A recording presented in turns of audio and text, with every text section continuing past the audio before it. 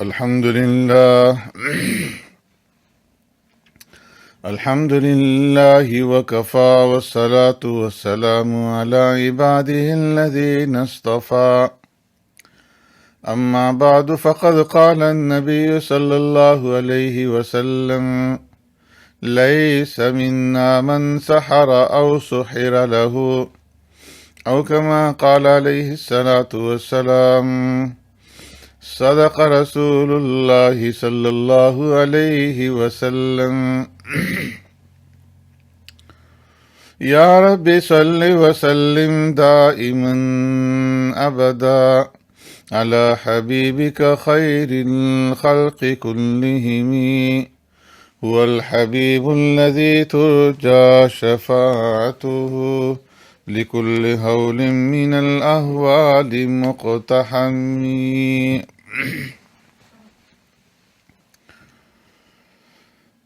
ليس منا من سحر او سحر له جادو کرنے والا اور کروانے والا ہم میں سے نہیں۔ معزز سامعین و ناظرین، جو حدیث مبارکہ میں نے آپ کے سامنے تلاوت کی ہے، اس میں پیارے پیغمبر صلی اللہ علیہ وسلم نے اس بات کا ذکر فرمایا ہے کہ جو آدمی چاہے وہ مرد ہو یا عورت جادو کرے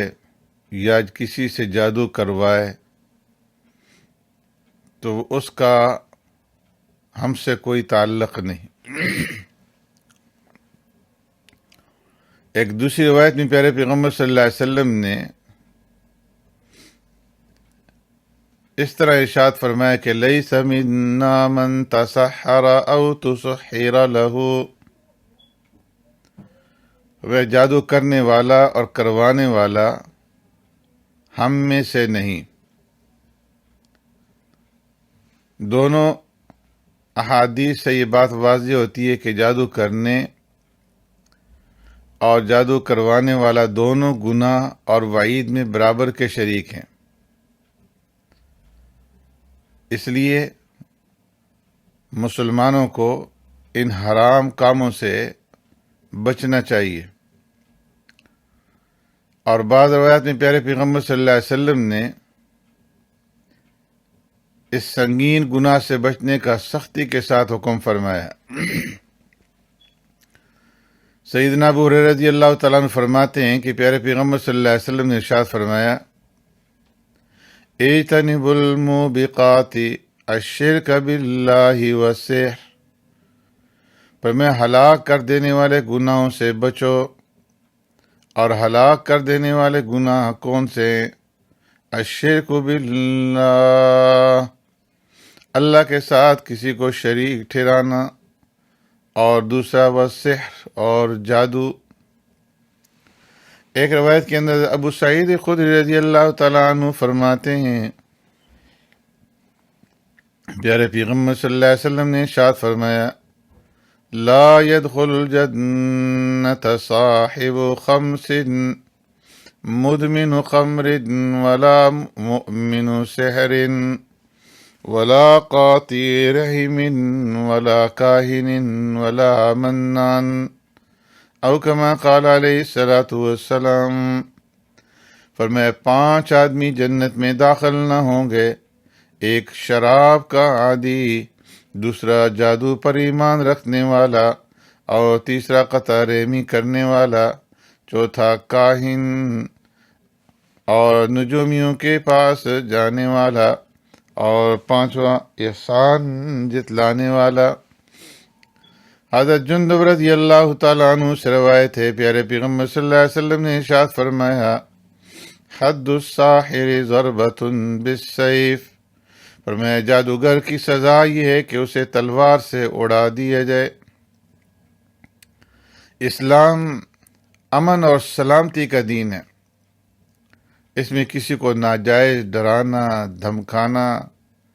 یا کسی کا نقصان کرنا حرام ہے۔ پیارے پیغمبر صلی اللہ علیہ وسلم کا ارشاد ہے،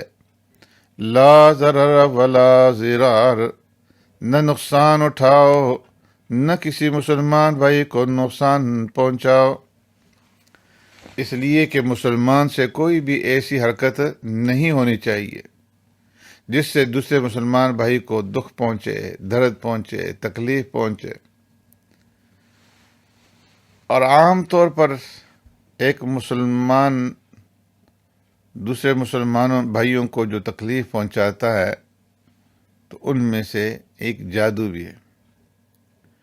جبکہ پیارے پیغمبر صلی اللہ علیہ وسلم نے جادو کرنے والے اور کروانے والے دونوں کے لیے سخت وعید بیان فرمائی ہے کہ ایسے ظالموں کا ہمارے ساتھ کوئی تعلق نہیں، بلکہ ایسے لوگ واجب القتل ہیں، کافر ہیں۔ جادو کی حقیقت کے بارے میں ابن حجر عسقلانی رحمۃ اللہ تعالی علیہ فرماتے ہیں کہ جادو لغت کے اندر اس چیز کو کہا جاتا ہے کہ جو مخفی اور پوشیدہ ہو، جس کا سبب ظاہر نہ ہو، چاہے وہ سبب مانوی ہو جیسے بعض کلمات کا اثر ہوتا ہے، یا غیر محسوس کا اثر ہو جیسے جنات، شیاطین کا اثر یا قوت خیالیہ کا اثر۔ تو اس طرح جادو کی، سحر کی کئی قسمیں نکلتی ہیں، لیکن عرف عام میں سحر اور جادو کا اطلاق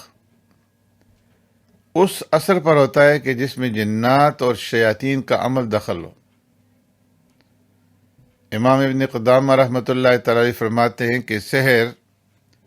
ایسے منتر کو کہا جاتا ہے جسے بول کر کے یا لکھ کر کے یا عمل کر کے کسی کے بدن، کسی کے دل یا کسی کی عقل کو اس کے ذریعے سے متاثر کیا جائے۔ تو عملیات، نوری علم، کالا علم، ٹونے اور گنڈے وغیرہ، یہ تمام حرام کام یہ جادوئی کے شعبے ہیں اور جادوئی کی اقسام میں سے ہیں۔ اور جادو انسان کے نفسیات کے اوپر اثر انداز ہوتا ہے اور پھر انسان کے وجود کے اوپر اس کے اثرات جو ہے وہ ظاہر ہونا شروع ہو جاتے ہیں۔ انسان ڈر کے اندر، گھبراہٹ کے اندر اور بیماری کے اندر، بھولنے کی کیفیت کے اندر، گھریلو جھگڑوں کے اندر، طرح طرح کی الجھنوں اور مصیبتوں کے اندر مبتلا ہو جاتا ہے۔ امام راغب اصفہانی رحمۃ اللہ تعالی علیہ نے مفردات القرآن میں جادو کی 3 قسمیں بیان فرمائی ہیں۔ پہلی قسم جادو کی نظر بندی اور شعبدہ بازی سے تعلق رکھتی ہے، اس کی کوئی حقیقت نہیں ہوتی۔ کوئی بھی شاطر اور عیار انسان ہاتھ کی صفائی اور چالاکی سے ایسا کام کر جاتا ہے کہ دیکھنے والا عام لوگ جو ہے ان کی عقل اس سے دنگ رہ جاتی ہے اور وہ اس کو دیکھ نہیں سکتے۔ اس کو دیکھنے سے یا اس کو سمجھنے سے عام لوگوں کی عقل اور عام لوگوں کی نظر جو ہے وہ قاصر رہتی ہے۔ ایسے جادو کے بارے میں اللہ تبارک و تعالیٰ نے قرآن کریم کے اندر سورہ اعراف کے اندر ارشاد فرمایا کہ سحروا اعین الناس، کہ انہوں نے لوگوں کی آنکھوں کے اوپر جادو کر دیا۔ اور ایک مقام پہ اللہ نے فرمایا یخیل الیہ من سحرہم انہا تسعی، کہ ان کے سحر سے، ان کے جادو سے موسیٰ علیہ السلام کے خیال میں یہ آنے لگا کہ یہ رسیوں کے سانپ دوڑ رہے ہیں۔ جادوگروں نے جو موسیٰ علیہ السلام کے مقابلے کے اندر آئے تھے، انہوں نے رسیاں اور لاٹھیاں میدان کے اندر ڈال دی تھیں۔ حقیقت میں نہ تو وہ سانپ بنی تھیں اور نہ ہی انہوں نے سانپ کی جیسی کوئی حرکت کی تھی، لیکن موسیٰ علیہ السلام کی قوت خیالیہ ان کے عمل سے متاثر ہو کر ان کو حرکت کرتے ہوئے اور دوڑنے والے سانپ سمجھنے لگی تھی۔ دوسری قسم فرمایا کہ جادو کی اس نظر بندی کی ہے کہ جس میں شیاطین سے مدد لی جاتی ہے اور مختلف عملیات کے ذریعے سے ان شیاطین کا قرب حاصل کیا جاتا ہے، جس کے بارے میں اللہ نے قرآن کریم کے اندر فرمایا وَلَٰكِنَّ الشَّيَاطِينَ كَفَرُوا يُعَلِّمُونَ النَّاسَ السِّحْرَ، کہ شیاطین نے کفر کیا جو لوگوں کو جادو سکھاتے تھے۔ اور جادو کی تیسری قسم وہ ہے کہ جس کے بارے میں جادوگروں کا دعویٰ یہ ہے کہ ہم اس جادو کے زور پر کسی چیز کی حقیقت ہی کو بدل سکتے ہیں، یہاں تک کہ ہم کسی انسان کو گدھا بنا سکتے ہیں، لیکن محقق اور ماہر علماء فرماتے ہیں کہ ان کے اس دعوے کی کوئی حقیقت نہیں۔ جادو کا حکم یہ ہے کہ اگر اس میں کلمات کفریہ ہوں تو ایسا سحر اور ایسا جادو کفر اور اس کا کرنے والا کافر اور زندیق ہے۔ اگر کلمات کفریہ نہ ہوں لیکن اس کے اندر فسق و فجور والے افعال ہوں، شیاطین اور جنات کو خوش کرنے کے لیے نجس رہتا ہو جادو کرنے والا، غلاظت میں رہتا ہو، نماز نہ پڑھتا ہو اور فسق و فجور کے کاموں کا مرتکب ہوتا ہو، تو فرمایا کہ ایسے سحر کا سیکھنا سکھانا ناجائز اور حرام ہے۔